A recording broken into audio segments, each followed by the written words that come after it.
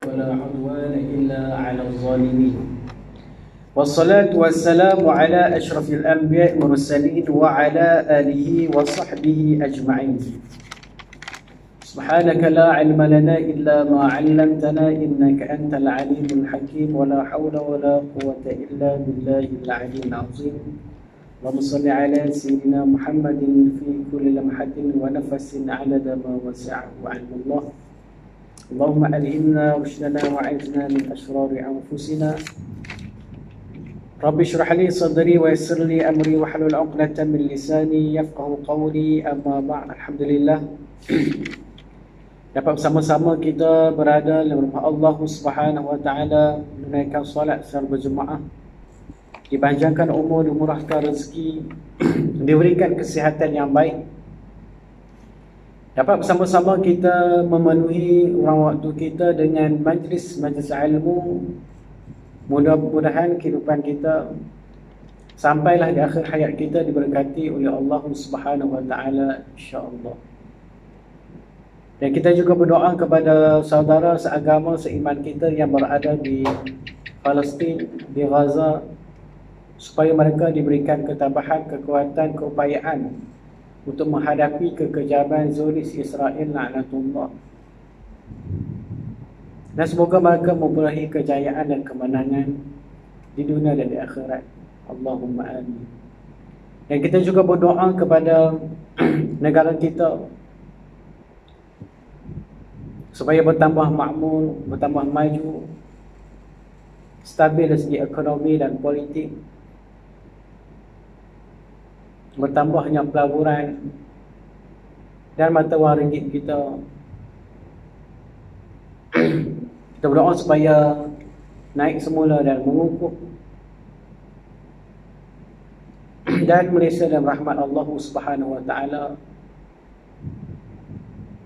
Dan kita juga berdoa kepada Allah Subhanahu wa taala supaya menjadikan agama Islam sebagai undang-undang di jurang tinggi, insya-Allah. Allahumma amin.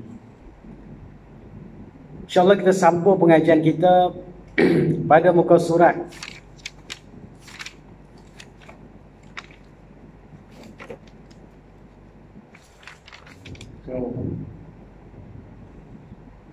pada muka surat 53, hadis kedua. Qala Rasulullah sallallahu alaihi wasallam, iqtarabatis sa'atu wa la yazdadu an-nasu 'ala ad-dunya illa hirsa wa la yazdaduna min Allahi illa bu'da. Rawahu al-Hakim an Ibnu Mas'ud. Sabda Rasulullah sallallahu alaihi wasallam, iqtarabatis sa'atu, hari kiamat sudah hampir.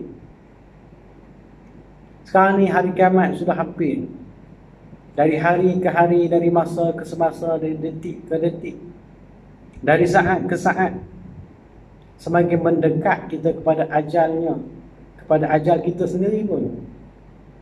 Dan di dunia ini ada umurnya. Ya, likulli syai'in ajal. Setiap satu tu semua ada ajalnya. Mereka Allah Subhanahu wa taala. Di dunia ni sejak daripada wallahu a'lam dia diciptakan sampailah sekarang ni berapa juta tahun dah. Pernah kita kira dah? Kan?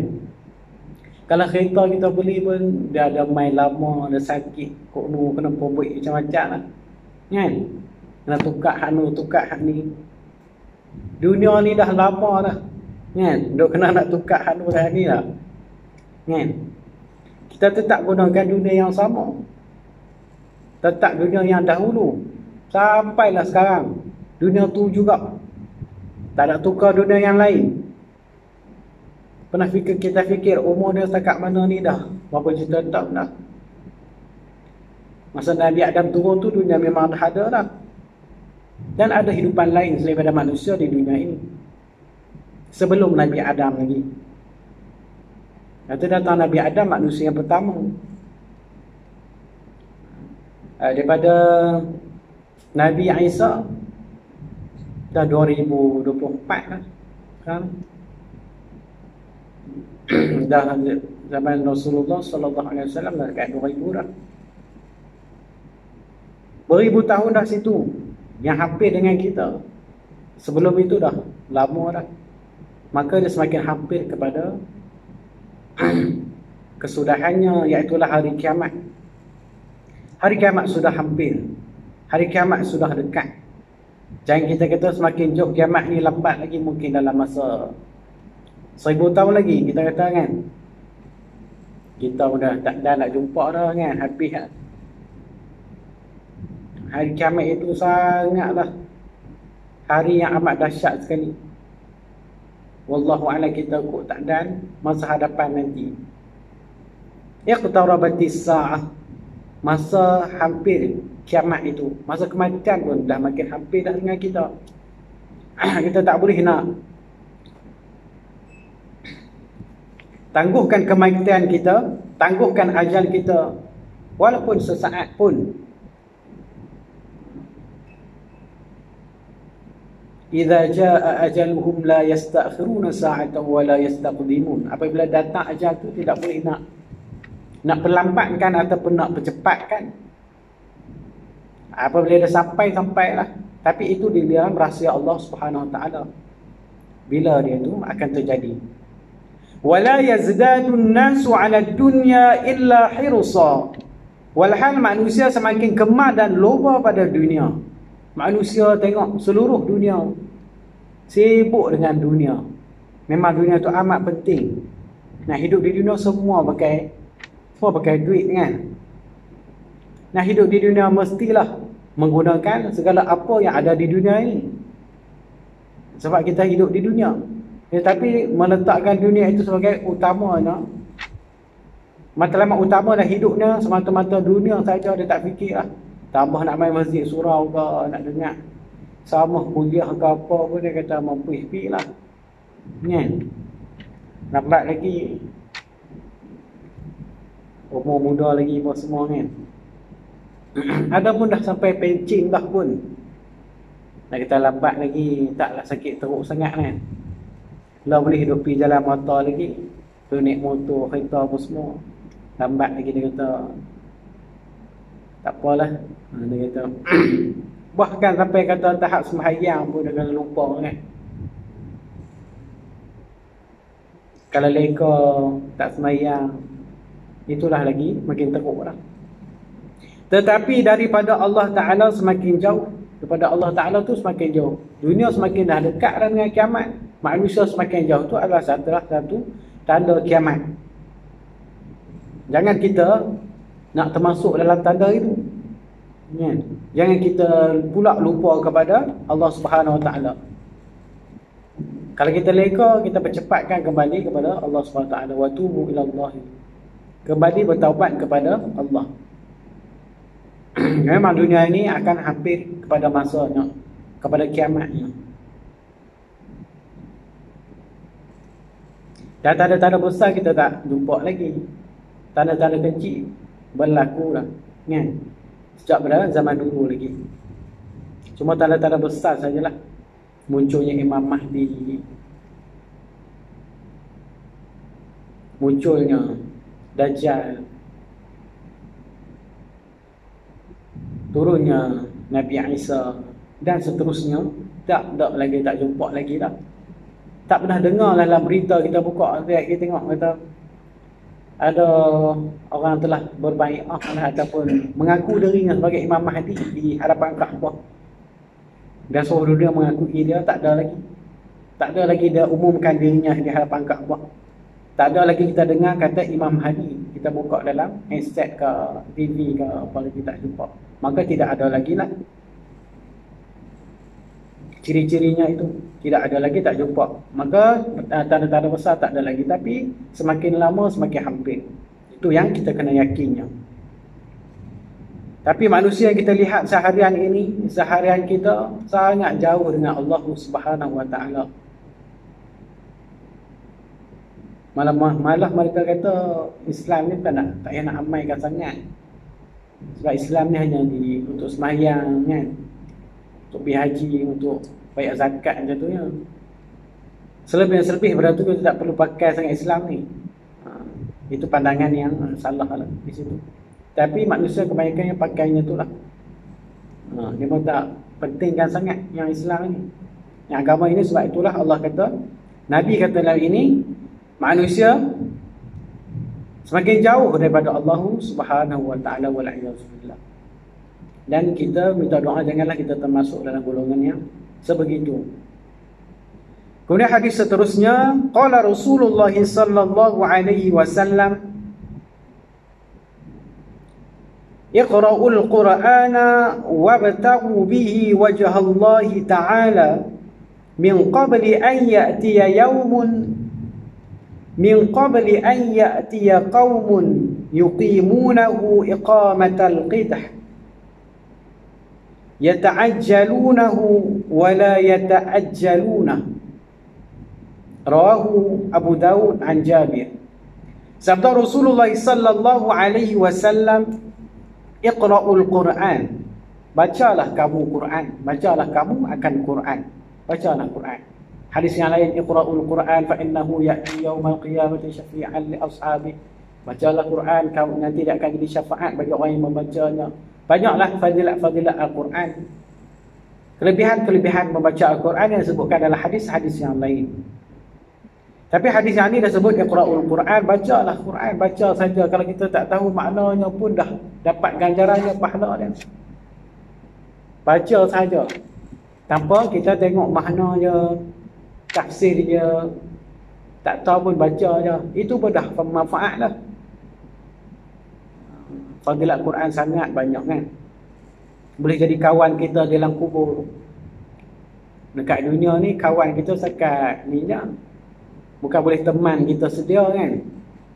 Bahkan bini pun tak boleh teman kita sampai dalam kubur pun semua tak boleh. Sekat dunia je lah.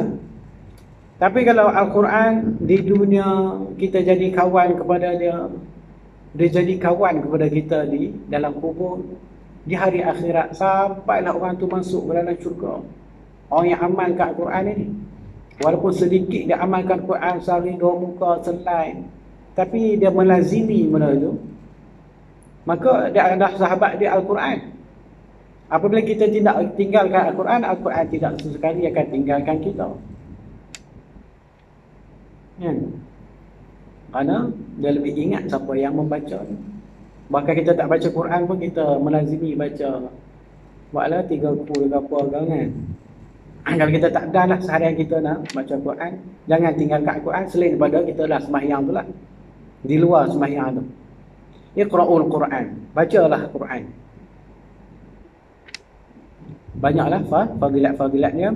Wabtaghu bihi wajha Allah ta'ala, dan tuntutlah kamu dengan bacaan itu semata-mata kerana Allah Ta'ala, semata-mata mencari keridaan Allah Subhanahu Wa Ta'ala. Baca Quran itu. Zayyinu aswatakum, zayyinul Qur'ana bi aswatikum kan. Bacalah Quran itu dengan hiasilah Quran itu dengan suara-suara kamu. Bacalah Quran itu dengan suara yang sedap, dengan bacaan yang elok. Kalau kamu baca dengan elok, kamu sendiri pun minat nak baca Al-Quran, orang pun minat nak dengar bacaan kamu, bacaan Al-Quran itu. Janganlah kita baca lagu-lagu saja tanpa kita menghayatinya, mengamalkan dia Al-Quran itu. Akhir zaman macam itulah, orang baca Al-Quran tu sekat baca saja. Hanya ada pertandingan kan, pertandingan okey, dapat nombor 1 apa semua lah sekali, okey Johan dapatlah dia. Ya, dapat rumah lah, ni dapat macam-macam lah. Tapi dapat wang ringgit macam-macam penghargaan di dunia ini. Tetapi apakah hasil daripadanya itu? Intisari ayat, apakah yang nak amalkan daripada ayat Quran itu? Dia tak amalkan pun, dia kata bacaan saja. Ya, itulah di akhir zaman. Wabtaghu bihi wajha Allah ta'ala. Bahkan orang kafir pun dia boleh baca Quran. Tambah-tambah orang Arab ni kan, bahasa Arab memang bahasa dia pun. Bahkan dia boleh baca Quran lebih daripada kita lagi. Bahkan dia hafal Quran, hafal 30 juzuk Al-Quran. Tapi mereka tak dapat sebarang manfaat pun daripada hafalan mereka, bacaan mereka, tak dapat pahala pun. Tidak dikira walaupun sedikit pun. Sebab iman mereka tiada. Itu hikmahnya, hebatnya jadi orang Islam ini. Buat sikit pun dah dapat ganjaran banyak dah. Dia punya bonus tu banyak kan. Orang kafir tidak ada apa-apa manfaat walaupun dia hafal seluruh Al-Quran pun, selagi dia tidak beriman. Itu yang bezanya. Dia potong habis semua kan. Tapi kalau orang beriman ni, wabtaghu bihi wajah Allah Ta'ala, dia semata-mata mencari keridaan Allah Subhanahu Wa Ta'ala, itu amatlah besar fadilatnya, manfaatnya. Min qabli an ya'tiya qaumun yuqimunahu iqamatal qidah, sebelum datang satu kaum yang membaca mereka itu kaum sebagai seorang minum. Seorang yang minum, kata musannif, meletakkan kas, meletakkan gelas, ataupun sini qadah, ataupun qidah dia sebut sini, iaitu bekas macam gelas kan. Bekas tu, minuman tu semua tu di mulutnya.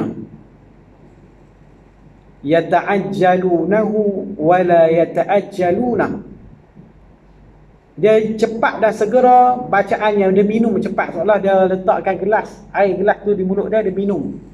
Minum tu cepatlah. Sekali langgahnya.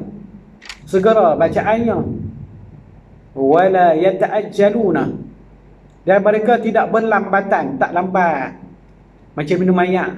Minum tak tunggu seminit, minum pula. Oi, lambat nak habis ni. Dia kata siapa minum macam tu? Takut tak lepas ni kan. Apa? Nak minum ni. Macam-macam lah. Seolah-olah macam tu. Dia baca tu macam minum air je. Mudahnya bagi dia bacaan tu. Pada masa tu, orang dah tidak berlambatan dah baca Quran itu. Bacaan tu dah jadi biasa dah. Bercepat dah. Dah orang yang biasa dengan bacaan Al-Quran ini, bacaan itu jadi cepat, bagi mudah bagi mereka. Bagi orang yang tidak bagi orang yang tidak mahir membaca Al-Quran, mereka masih merangkak-rangkak, masih lagi inilah, tersekat-sekat bacaannya, itu pun dah dapat pahala dah. Pada satu tahap ni, apabila kita dah sampai tahap yang ni, bacaan itu dah tengok kali pandang pun dah tahu dah bacaan dia. Tambah lebih-lebih lagi orang yang menghafal Quran. Ada bacaan yang cepat, hadar sebagainya kan. Dia baca nak menghafal, dia ulang je sekali je. Kita masih lagi lambat lagi. Bismillahirrahmanirrahim. Macam-macam ni. Nak tengok satu ni baris apa ni, lambatnya. Tambah-tambah kita nak mengaji dah lanjut usia dah, baru kita nak ni kan. Mata pun tak pun nampak dah. Tengok tu salah. Satu surah pun dah sejam dah baca. Tapi orang yang dah biasa bacaannya, dia akan cepat lah. Semua dunia lah ni cepat kan. Mengaji pun cepat, nak dapat ilmu cepat, nak boleh cepat. Kalau nak mengaji tu lah, kuasai satu tu, dia nak cepat lah kalau boleh. Tapi kita masih lambat lagi nak baca tu. Orang panggil dia apa? Cepat lambat lah dia punya proses tu. Bagi orang yang dah mahir, dia akan boleh lah. Dah biasa dah bagi dirinya macam minum air saja. Kemudian hadis seterusnya, qala Rasulullah sallallahu alaihi wasallam, iqra'u ala mautakum surat Yasin, rawahu Ahmad. Sabda Rasulullah sallallahu alaihi wasallam, iqra'u ala mautakum, bacalah di atas orang yang hampir mati, orang yang nak mati, yang dah nazak.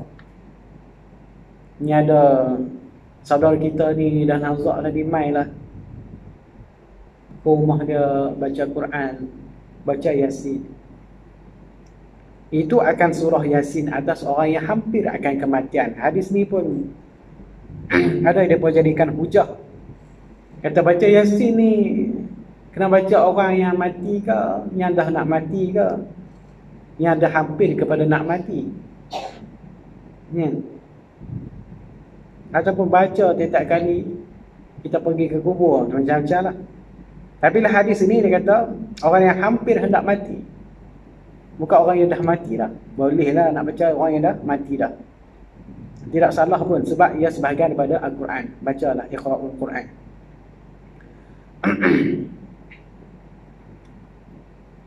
Baca terhadap orang yang hampir hendak mati. Hadis lain kata Yasin juga qalbul Quran, kan, jantung kepada Quran. Banyaklah hadis ini, sama ada sahih ataupun tidak. Kalau tak sahih pun dia boleh jadi fadailul a'mal lah. Tapi ini rawahu Ahmad, riwayat Ahmad. Kemudian hadis seterusnya, qala Rasulullah sallallahu alaihi wasallam, aqallu ma yujadu fi akhir zaman dirhamun halalun aw akhun yuthaqu bih. Rawahu Ibnu Asakir an Ibnu Umar. Sabda Rasulullah sallallahu alaihi wasallam, aqallu ma yujadu fi akhir zaman, sedikit, paling sedikit sekali yang dapat pada umatku pada akhir zaman. Fi akhir zaman, sekarang ni lah akhir zaman. Dirhamun halalun, iaitu duit, dirham, dinar, ringgit, dolar, apa lagi, apalah jangan lah. Kalau dekat Indonesia rupiah, kalau dekat Singapura apa? SGD, kan? SGD, Singapore dollar.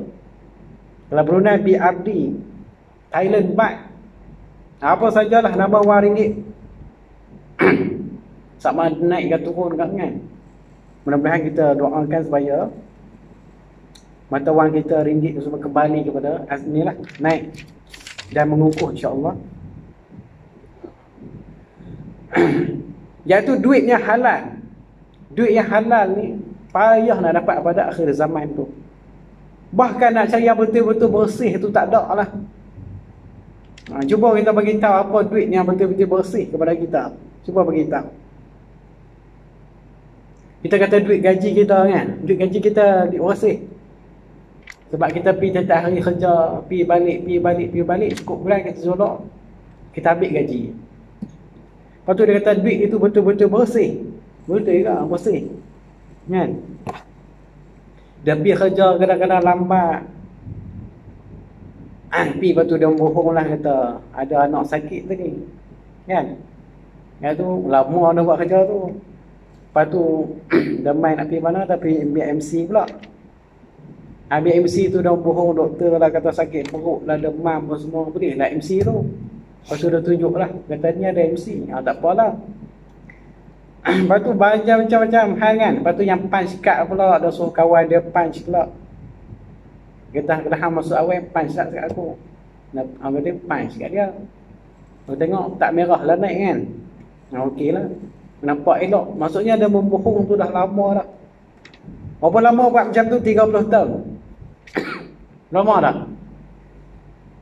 30 tahun dia buat macam tu. Dia makan hasil itu selama 30 tahun. Sekarang dia ada pencen lah, ataupun dia dapat duit KWSP, hasil daripada tu berapa ratus ribu duit KWSP, banyak lah. Pencen tiap-tiap bulan. Lepas tu dia kata duit dia tu bersih. Adakah betul-betul bersih? Tidak bersih. Sebab dia dengan cara yang macam tu. Kalau dia tak kena buang kerja pun, dia dah menipu selama 30 tahun lamanya. Sebab itulah kita kena banyakkan bersedekah lah. Untuk kita bersihkan balik kita punya kekotoran itu pada pendapatan kita itu, yang kita kata halal sepenuhnya, bersih sepenuhnya, kan. Banyakkan sedekah, kutip derma kan kita bagi macam-macam lah, jangan nak kira apa semua. Itulah yang mudah-mudahan dapat bersihkan harta kita. Lepas tu dana kerajaan macam-macam, bercampur-campur, kan. Jadi duit mana yang halal? Duit tu sendiri pun, mata wang kita, mata wang kertas, bukanlah.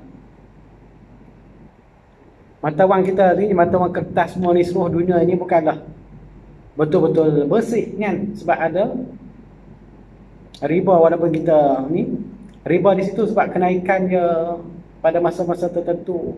Tempoh masa tertentu ada kenaikan, penurunan. Sebabkan tempoh masa tertentu itu ada riba dan sebagainya. Wang kertas semua Yahudi cipta. Kalau kita tengok sejarah dia, yang sebetulnya wang dia wang apa? Emas dan perak kan? Dinar dan dirham pada zaman Rasulullah SAW, zaman sahabat. Sekarang tak ada dah, semua wang ringgit. Kertas ke shilling ke, semuanya tak bersih. Macam mana kehidupan kita nak bersih kan?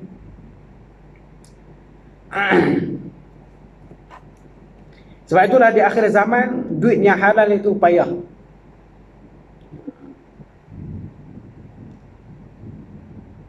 Begitu juga saudaranya yang boleh dipercayai. Sebab itulah orang salafus soleh, wali-wali Allah, kebaikan zaman dulu, ya, zaman kurun yang sebelum ini. Tapi zaman yang kemudian ini, selepas pada Yahudi, selepas pada ni, maka tidak adalah bersih lagi yang sebetul-betul kita kata bersih lah. Tak ada.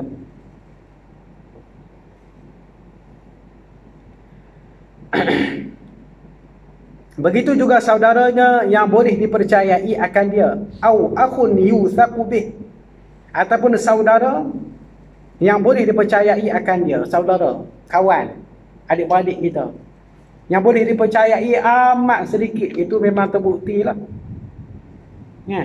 Adik-beradik kita semua boleh pakai ke? Semua boleh percaya ke? Tak boleh percaya walaupun adik-beradik sendiri pun, walaupun mak ayah sama pun, walaupun mak menakan, pak menakan, anak menakan, tak cari tak makan semualah kan, macam-macam. Tak boleh nak percaya sangat kan. Kadang-kadang di depan kita sejuk, baik apa semua, padahal di belakang kita lah dia yang tikam belakang, dia yang punca segalanya jadi pembunuhan apa semua terjadi tu sejak zaman dahulu lagi. Bahkan adik-beradik sendirilah jadi punca utamanya kan. Zaman Nabi Yusuf lagi, dengan adik-beradik dia macam mana, adik-beradik dia sampai tahan nak bunuh Nabi Yusuf. Padahal dia adik-beradik, satu mak pak, mak lain, satu pak lah, adik-beradik lah. Sanggup nak atur strategi, atur segalanya nak bunuh Nabi Yusuf itu. Lah kali tak jadi, buang dalam telaga. Bohong pula ayah dia. Oh, pandai dia pak atok kan. Yahudi ni kalau buat bohong ni satu lah. Sejak pada zaman dulu, tunan mereka sampai sekarang ni bohong kepada ayah mereka, Nabi Yaqub. Nabi Yaqub juga seorang Nabi. Dia bohong kata Nabi Yusuf ni kena makan dengan serigala. Lepas tu apa buktinya tak percaya? Macam mana dah boleh makan dengan serigala kan?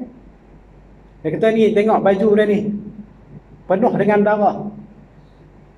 Ada kata dia pergi ambil darah anak, ada kata darah kambing. Dia pergi lomok dekat baju Nabi Yusuf tadi. Lepas tu tak percaya, tengoklah baju ni darah ni penuh. Lepas tu Nabi Yaqub pun teriak lah, bersedih lah, sampai buta mata dia. Padahal adik-adik dia ni bohong dia. Dia pun berserah kepada Allah Subhanahu Wa Taala. Sejak zaman dahulu lagi itu adik-beradik. Kalau kata tak jadilah, kata jatuh dalam buang dalam telaga itu, percaya Nabi Yusuf akan dibunuh. Tapi perancangan Allah itu lebih hebat. Allah lebih tahu. Wa makaru wa makarullah wallahu khairul makirin. Lepas merancang, Allah merancang. Ya, Allah lah sebaik-baik perancang. Adik-beradik sendiri pun janganlah percaya lebih sangat. Segala rahsia beritahu kat dia lah. Bahkan bergaduh jajan lah kita tengok hari ni. Pembunuhan pada kan, tangguh. Macam-macam lah, lebih lagi. Itu adik-beradik darah daging kita. Putih saudara, putih adik-beradik, putih segalanya. Sebabkan harta benda, sebabkan macam-macam lah. Hak duk cucuk, hak tok si, macam-macam adik-beradik. Kemudian kawan pula, kawan dia nak kata lah, adik-beradik menjadi macam tu, kawan lebih lagi lah. Kawan sebab mak lain, asal sarah sadik keluarga lain apa semua. Lebih lagi lah, kawan-kawan tu macam-macam lah. Hak boleh pakai ada, hak tak boleh pakai ada.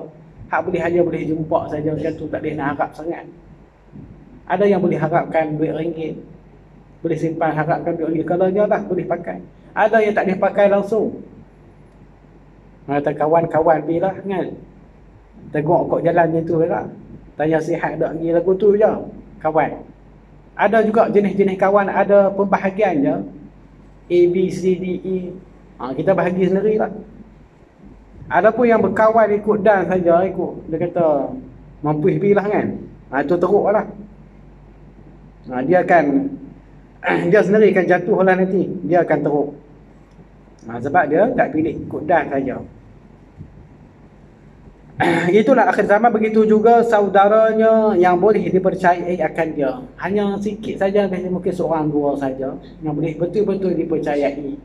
Dalam 10 tu seorang tu.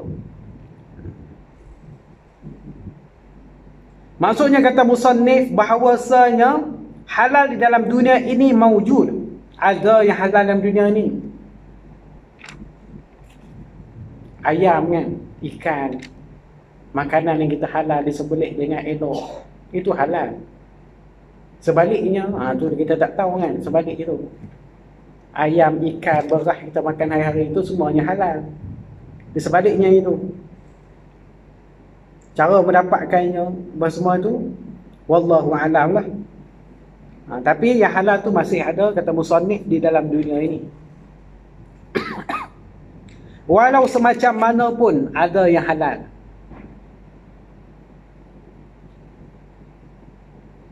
Mereka yang betul-betul haram tak boleh nak jadi halal lah. Kalau babi tu kita kata nak halal, tak boleh lah, dia memang haram lah. Kalau duit judi tu kita kata nak, ni dia saya dapat duit judi lah, ataupun kena apa, menang loteri kan, menang nombor, dapatlah duit apa ni, banyaklah juga. Dia kata dia nak cuci duit, cuci apa, dia nak bersih lah. Lepas tu dia kata nak bersih duit ni kena derma kot lah. Lepas tu ada yang nak kata pergi haji lah. Kawan dia pun tak tahu kan. Dia kata hampir haji lah, duit tu berlambak sangat, hampir ratus ribu dapat tu, pergi lah haji. Hak duit hak tu dapat, dia bukan tahu pun. Adakah tabung haji nak pergi tanya ni duit dapat mana? Tak tanya. Kalau kita derma kat masjid boleh ambil je. Bukan dia tanya pun, kita saja yang tahu. Sebab itulah pergi haji pun dia macam-macam jadi, sampai tak boleh nak haji lah kan. Ada banyak kisah yang kita tengok mereka nak pergi haji dengan duit yang tidak bersih.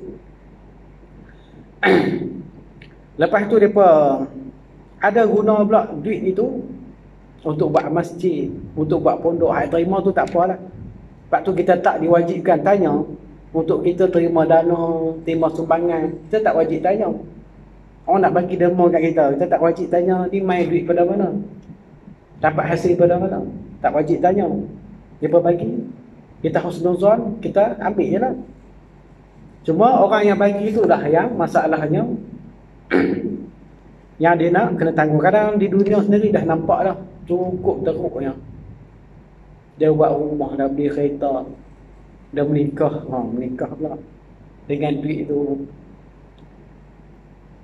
Macam-macam lah dia sarak anak bini dia apa semua, hasil daripada itu. Nak bersih macam mana? Dan duit macam tu kan. Itu pun ada perbahasan ulama juga. Duit yang tidak halal ini, tidak bersih, sepenuhnya haram, diletakkan satu, diasingkan supaya dia boleh buat untuk benda-benda yang lain. Kita tak boleh nak hapuskan macam tu, nak bakar tak boleh. Duit tu kita buat, asingkan dana riba ke dana haram ke dana mana apa sekalipun. Kita buatlah benda yang kegunaan umum lah. Awam apa semua, buat jalan, buat tandas apa semua macam tu. Itu bahasa ulama kata diharuskan boleh buat macam tu.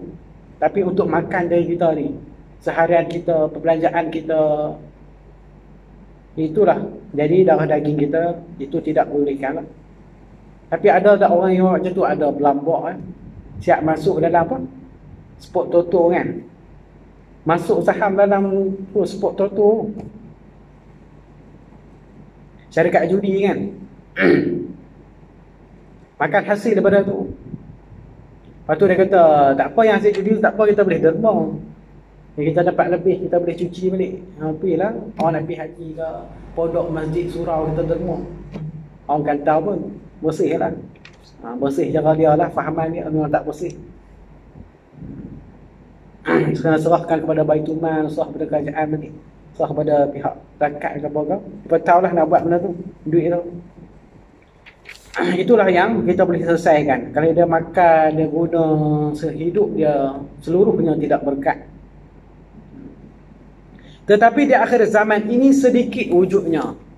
Sedikit saja wujudnya. Kadang orang tak heran pun dapat duit itu mampu pilih. Duit rasuah ke, duit kebah ke, duit apa ke. Pak Ibu pun kata, kalau kita tak kebah duit, kalau kita tak buat macam cara yang macam ni, dia kata macam mana nak senang kan? Kita betul juga kan? Kalau buat cara betul saja, macam mana kita nak senang cepat? Kita nak kaya raya, kita nak hidup mewah. Semua ni duit tak berkat. Kan? Dengan cara yang tak berkat ni, dengan cara yang tak betul inilah kita boleh senang. Senang cara fahaman dia. Banyak orang jenis macam tu. Dia tak kisah dah duit yang dia dapat tu daripada mana. Bahkan dia sendiri tahu benda tu haram pun, lantak pergi lah. Kan? Dan ni yang pentingnya boleh cari makan, dia kata. Halal ke haram tu kisah lain dia kata belakang kan. Teruk lah. Kemudian hadis terakhir, qala Rasulullah sallallahu alaihi wasallam, akbarul kabairi al-isyraku billah wa qatlun nafsi wa uququl walidain wa qawluz zur, rawahu al-Bukhari.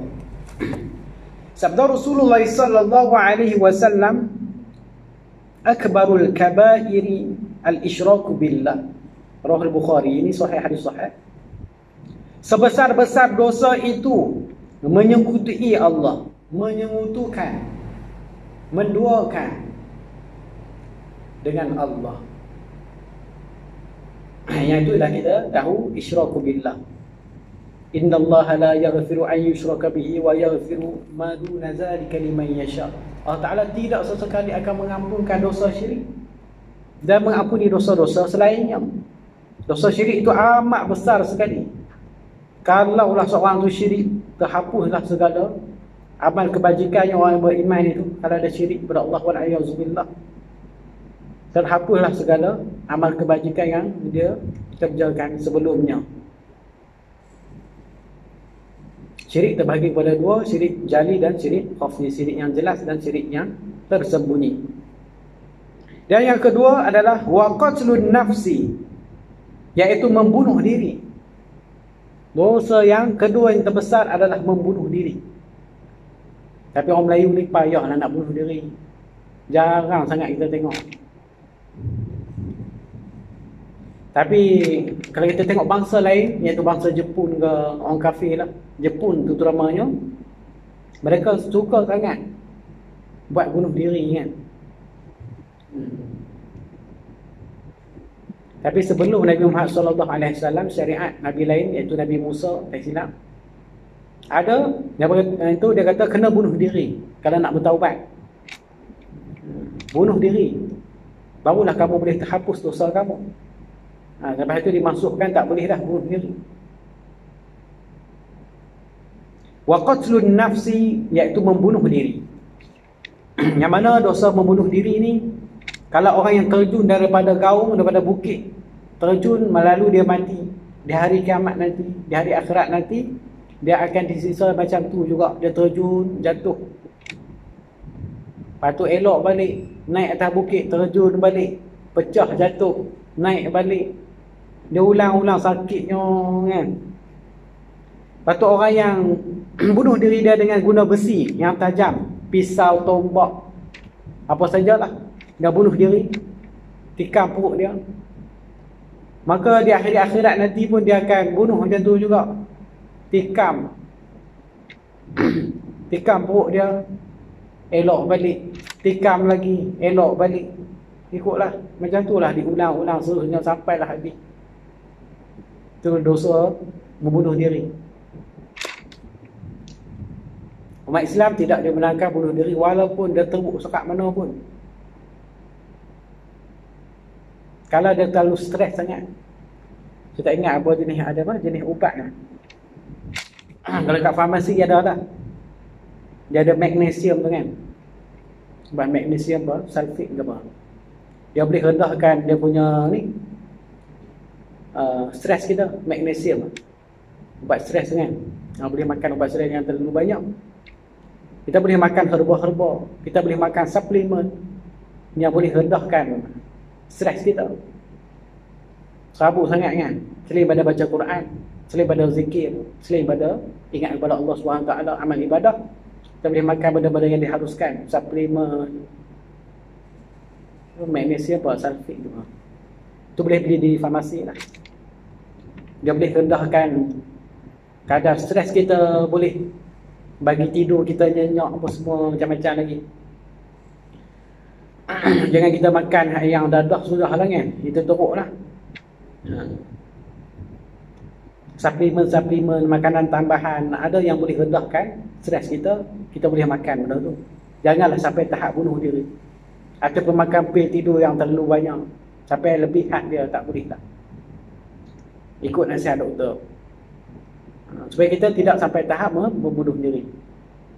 Yang kita kata salah makan ubat pula. Tak salah kalau kita makan ubat suplemen untuk kita rendahkan stres kita, rendahkan tekanan kita, kita boleh nyenyak tidur sebagainya, tak fikir sangat. Supaya kita nak mengelakkan daripada membunuh diri.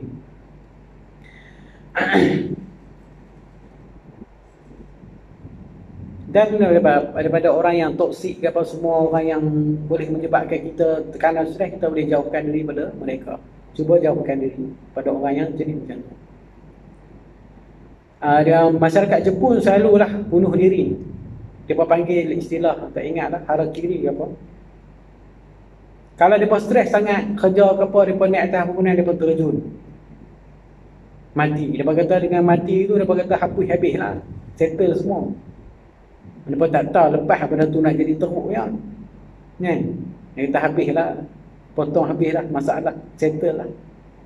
Kita nampak di dunia macam tu lah, habis tak ada apa lah kan. Nak kena fikir apa semua. Rupa-rupanya lagi teruk ada halangan duduk dalam kubur tu. Tambah kafir pula wa na'udzubillah. Masa jadi perang dunia kedua, Jepun kalah. Disebabkan letakkan bom atom apa semua, habis beratus berapa 100,000 lebih. Di kematian di Hiroshima, Nagasaki semua tu mati. Ada pemimpin tentera mereka, sekalangan tentera mereka yang membunuh diri. Mereka cukup kepala, mereka bunuh diri. Mereka tak boleh terima benda tu, malu sangat. Tak boleh terima kekalahan, tak boleh terima, tak sanggup. Mereka bunuh diri. Mereka ingat habis settle dah semua. Bahkan lagi teruk lah yang akan mereka hadapi nanti. Kemudian wa'uququl walidain, dan menderhakai kepada dua ibu bapa. Itu adalah dosa yang ketiga, yang besar. Derhaka kepada ibu bapa, kadang derhaka kepada ibu bapa ni tak di akhirat, di dunia lagi pun dah nampak dah. Orang derhaka kepada ibu bapa ni hidup dia tak berkat. Sanggup derhaka kepada ibu bapa semata-mata nak kahwin dengan perempuan itu, dengan lelaki itu. Dia sanggup kahwin lari, pergi ke Siam apa semua. Dia kata tu cinta dia apa semua lah. Kan? Sangguplah derhaka mak ayah, kata tak payah kahwin gini ni, tak payah kahwin kan. Aku tak suka, tak reda lah apa semua. Dia kata mak tahu apa. Kan? Ni hidup dia apa semua ni, hidup mati dia apa semua. Dia tak tahu apa yang belah dia apa semua kan.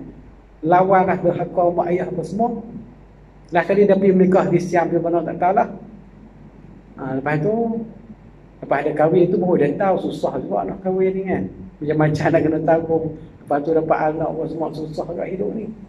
Nak cari makan apa semua. Minta tolong kat mak ayah dia pula kan. Dia kata, pasal apa nak minta tolong aku pula? Lepas tu dah lawan dah apa semua, layak kan kita tolong dia. Pikah lagi lah. Lepas tu mak ayah dia kata, mampu pihak lah. Nak pergi duduk mana, pergi. Jangan tengok. Kan? Dah kali teruk dah ada hidup dia. Jadi di dunia lagi dah nampak susah je hidup lah kali. Nak kena berpisah juga, bercerai dengan laki dia tu. Sebab tak berkat hidup dia. Antara salah satunya lah, cinta lah apa lah, kalau bukan dia pakai sangat tadi kan. Kawan daripada kecil lagi, dia percaya lah, yakin ni. Kawan daripada sekolah menengah, kawan daripada mengaji dekat EU, sampai dah ni lah, kawan berpuluh tahun lah. Dia yakin sungguh, percaya, yakin ni lah. Kalau dah hakau balik ibu bapa tak reda, jadi macam tu lah di dunia benda, nampak lah. Melainkan dia lawan pada benda yang syariat kan, semayang. Contohnya mak ayah dia tak semayang. Betul mak ayah dia kata, tak payah semayang lah. Nak semayang buat apa kan, kami tak semayang, hidup senang lah, apa semua. Kan? Makan cukup kan. Dia semayang juga. Dia kata semayang tu lah hidup tak senang. Kan? Orang yang semayang kebaikannya susah. Macam-macam. Lepas tu dia lawan dah mak ayah dia. Maka itu dibenarkan lah, bukan derhaka pada ni. Kalau derhaka selain daripada itu, maka itu hidup dalam keberkatan tidak ada. Hidup dalam keluh kesah, payah. Dia ingat berkahwin tu dengan tu, dia ingat boleh bahagia semuanya lah. Dia tak tahu selepas itu akan jadi apa, sebab doa mak ayah. Kan? Uququl walidain, janganlah kita termasuk dalam golongan itu. Kemudian wa qauluz zur. Dan akhir sekali adalah perkataan yang dusta karut. Wa qauluz zur. Akhir zaman ini sangat banyak pendustaan yang berlaku. Cakap bohong kan. Itu kita fikir negeri lah. Kalau kita negeri pembohong kan. Terutamanya kalau membohong benda yang besar, iaitu membohong pada penyaksian, membohong pada janji. Janji pemimpin kepada rakyat dia bohong lah. Janji menang sudah lah, mampu habis dah lepas ni, dah menang lah, 5 tahun lah. Macam-macam boleh jadi kan. Lepas tu, itu dari segi pemimpin dan rakyatnya. Dan dosa berbohong pada penyaksian. Kesaksi bohong lah, itu dosa besar. Dan banyak lagi. Selain itu berbohong yang kecil-kecil tu tak apa lah. Dosa kecil lah kita kata. Antaranya adalah kita kata makan dah, kita kata makan dah, tak mau nyusah dia kan. Kita makan lah pagi tadi, petang tadi tak makan ni, pagi tadi lah. Kita kata makan dah, kita kata nak belanja ni, kita tak apalah. Kita bohong lah, itu bohong kecil lah, tak teruk sangat. Ni letih dah buat kerja ni, pergi sana pergi sini, duk main, duk tolong buat kenduri ni semua ni, tak letih, biasa lah macam ni kan. Hidup ni padahal dia punya lah letih tadi, tak tidur lagi, buat kerja daripada pagi sampai ke petang, malam pula nak kulun, dia buat hak kenduri kan. Dia kata tak ada letih, boy biasa lah macam ni kan. Relax kan. Padahal dia letih dalam hati dia tu, letih yang amat dah. Balik sakit tidur kangkang kan. Dia nak rahsia benda tu, itu dosa yang kecil ya. Itu tak ada dosa sangat lah. Yang kita fikir ni yang dosa yang penipuan yang besar-besar lah. Tipu ayah kepada anaknya, anak dia suruh beli mainan kuat kan dalam tu kan. Dalam headset tu kata mainan baru ni mahal sangat ni, beratus ringgit ni. Dia kata tak apa dah, ayah ni apa semua dia bohong habis lah anak dia tu. Dia tak belilah benda tu. Itu yang kecil lah, taklah dosa kan. Yang ni adalah qauluz zur, ni adalah dosa yang besar-besar, pendustaan yang besar lah. Perkataan yang dusta karut. Kalau terlalu banyak dusta pun, itu tak elok lah. Asal cakap dia nak bohong, asal boleh bohong. Nega jual beli pun bohong kan. Tak elok, tu dosa yang besar lah. Handset ni elok lagi ni apa semua, handset cycle lah kan. Elok macam baru lah apa semua. Guna tak ada apa hari rosak pula. Dia kata dah rosak dah jual dah, bukan boleh tuntut dah. Mumpih dirham lah. Baru beli apa hari takkan boleh rosak macam tu kan. Banyak lah. Terutama dalam perniagaan ni banyak lah bohong kan. Perniagaan, politik, macam-macam ni.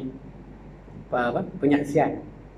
Penyaksian tu dua ni banyak, perniagaan dan politik, janji semua tu, itu yang banyak kita lihat di akhir zaman itu. Perkataan yang dusta karut. Wallahu subhanahu wa ta'ala a'lam. Wa la 'ilma lana illa ma 'allamtana innaka antal 'alimul hakim. Wa la hawla wa la quwwata illa billahi al-'aliyyil 'azim. A'udzu billahi minasyaitonir rajim. Bismillahirrahmanirrahim. Alhamdulillahirabbil alamin wassalatu wassalamu ala asyrafil anbiya'i wal mursalin wa ala alihi washabbihi ajma'in. Allahumma anfa'na bima 'allamtana wa 'allimna wa zidna 'ilman nafi'an birahmatika ya arhamar rahimin. Rabbana atina fid dunya hasanah fil akhirati hasanatan wa qina adzabannar. Sallallahu alaihi sayyidina Muhammad wa ala alihi wasallam. Walhamdulillahi rabbil alamin.